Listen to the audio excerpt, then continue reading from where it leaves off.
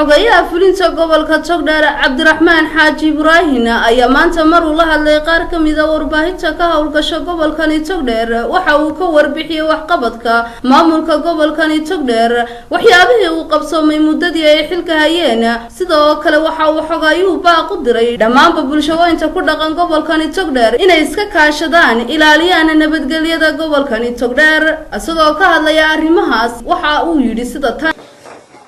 بسم الله الرحمن الرحيم أعد ما سنتين قلنا صحافة السلام عليكم ورحمة الله وبركاته وهكذا بقى حوي حوتي قبام قبل فتبدأ أنا ولا حوي قبل كسر لسان كنتي قبلكم أيامهم تبسيتي شغلي الحمد لله عاد بفعي هي أبني هال إيو كنتي إيو حرم رهابة كنتي أنا كوكيل دمان ما ممكن كوكا waxyaabo badan ayaan kintii loo qabsoomay haday tahay xagga magaranaysa horumarka iyo bilicda magaalada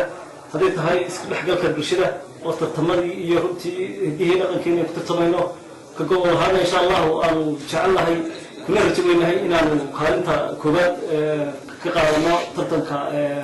dhalinta runtii hidaha iyo dhaqanka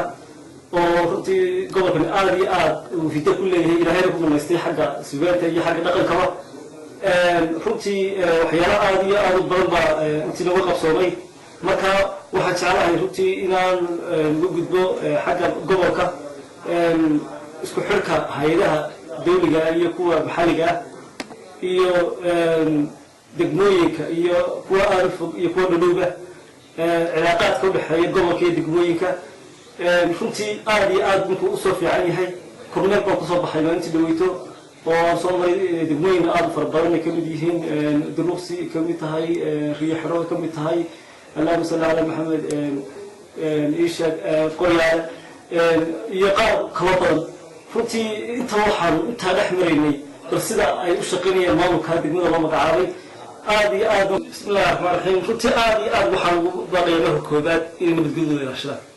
bulshada bulsho fiican oo bulshada dhaqan fiican isdhexgal leh runtii aad iyo aad isu jecel